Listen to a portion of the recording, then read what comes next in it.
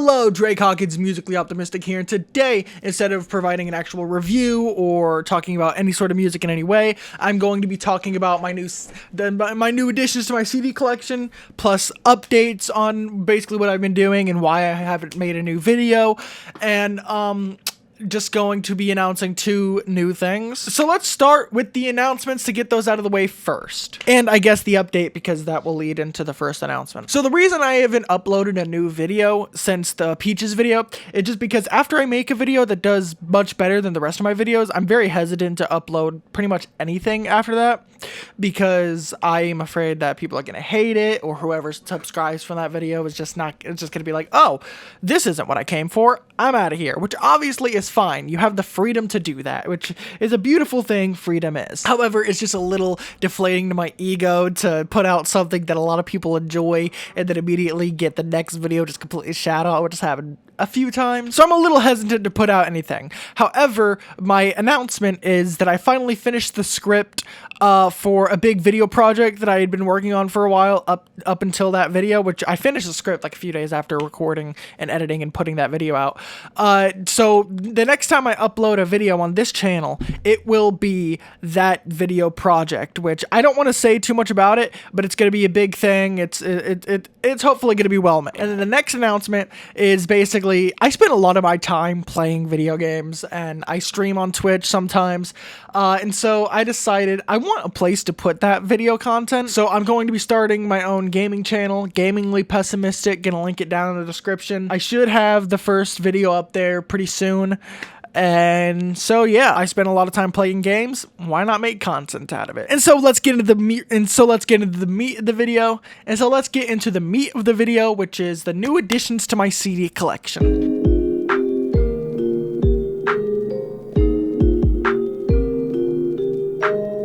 So let's just go right through it. First off, with Tyler the Creator's Flower Boy. This is a beautiful cover art and beautiful creation of it. Whatever. Personally, I usually hate these sort of packagings, these sort of non-jewel case paper packagings, just because of how flimsy they are and how easily they can break. However, this one feels nice, and it looks gorgeous. It even comes with a little booklet for the album. Now, this booklet does have a lot of the lyrics and stuff, along with a bunch of extra pictures that were just taken during the photo shoot for the album cover, including the Silly Billy ones on the front and the back. And you have the CD itself with a beautiful bee on it. It's a really good close-up shot of a bee. Honestly, really good pressing of Flower Boy. Now, anyone who clicks on this video is probably gonna be like, oh, why don't you collect vinyls instead? Because I don't like vinyls. They're too big, they're too clunky. I prefer CDs. Here is 504's Bible. As you can see, it is kind of a bootleg copy. It's still accurate. It still has the entire track list and everything. However, I bought it from Louisville, Kentucky, independent CD record store. And this is one of the ones they had there. And yeah, obviously not top of the line stuff here, but it's still a decent record. I got 3 more albums from there, and the next one is Kid Cudi's Man on the Moon 3. Now, I haven't even played this album since I bought it. I do like this album. It's still a quality record. Like, you can see the CD is pretty basic with just the title of the album, and then the booklet just has the track lists. I like the album. I don't know why I bought it, honestly. Big Sean's Detroit 2. His best record so far, the most consistent, most banger-driven. Even the slower tracks are fantastic. This album's just great. One of the only albums that is like 20+ tracks long, and I say keeps me engaged the entire time. And then a legitimate copy of I Decided, Big Sean's 2017 record that is pretty much a Drake album, but that doesn't mean it's not a quality album. It still has a lot of good, solid tracks on here. Personally, one of my favorites of his And yeah, it's just a really engaging listen from front to back, in my opinion. Next up, one of the better records of 2022, Pusha T's It's Almost Dry. Now, this is an official copy of it. I ordered it and it came here with the fucking crack on it. A little disappointing, but hey, at least it's not ordering a vinyl record and it getting crushed in the mail. It's just a big blank black disc, and honestly, I kind of like the low-key sort of packaging this thing has, because the amount of creativity this album offers is really great. Like, I still do think this thing falls apart entirely in the second half, but I mean, the first half of the record is almost flawless. Next up, Post Malone's 12 Karat Toothache. I believe this is the explicit one, because I bought a clean one and then was listening to that and was like, yeah, there's way too much fucking pausing in here. It sounds too awkward. So I went out and I bought the explicit one when I saw it at Target. So yeah, I have one of my favorite Post Malone records. Honestly, this is my favorite, even though it is the most critically panned and most universally panned. I do really appreciate the more heartfelt songwriting and the more personal side to this record. Now, I do get why people wouldn't like it, but I personally think it's fantastic. Next up, Olivia Rodrigo's Sour, one of my girlfriend's least favorite artists, one of her least favorite projects, period, even though she hasn't heard it.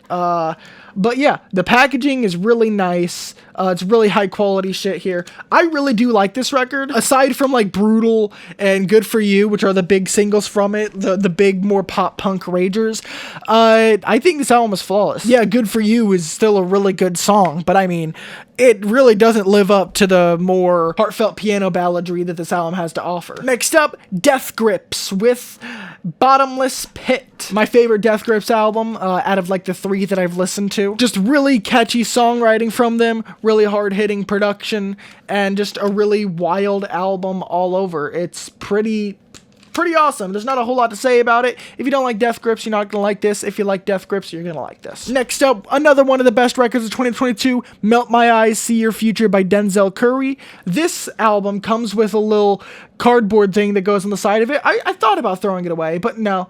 Yeah, you do have to pull it off to be able to listen to the album, but I feel like taking it off, yeah, it still looks nice, but like, this looks really cool. And I haven't seen another album come out with a thing like this, and it looks really cool. Helps really show off the sort of Japanese aesthetic that it's going for, and it has the track list with the runtimes in the back. It's really cool stuff. And then you have the disc and inner booklet, which both look great. This album is fantastic. It's a really psychedelic experience. It's just a fantastic rap album from Curry, and in my opinion, his best so far. Taboo is just a little weaker than this, but still a fantastic record. Next up, Joji's Smithereens. This is the Target version, so that's why it's red.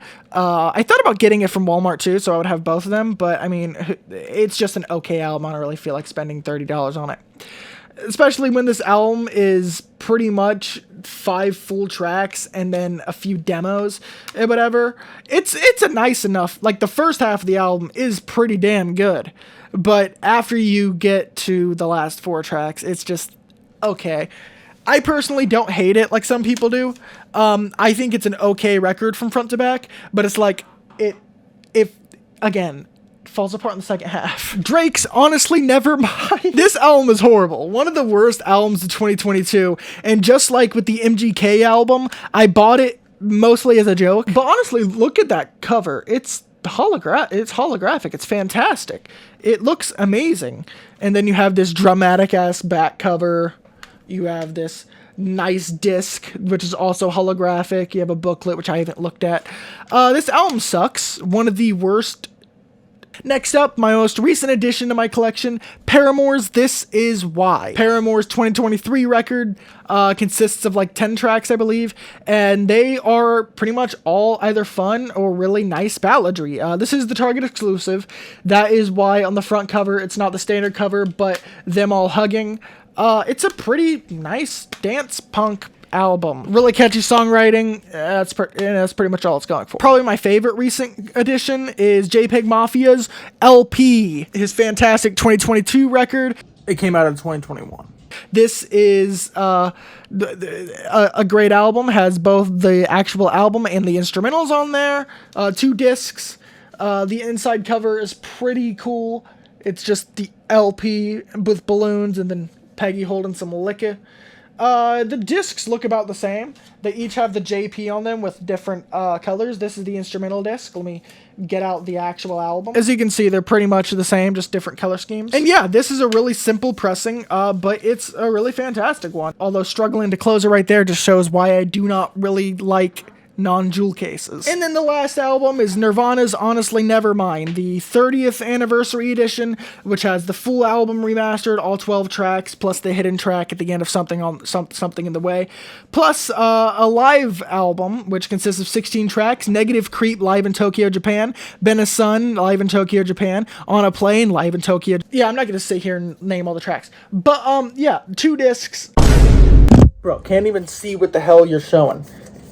Here is the actual thing. Hopefully you can see it now because I'm redoing this part.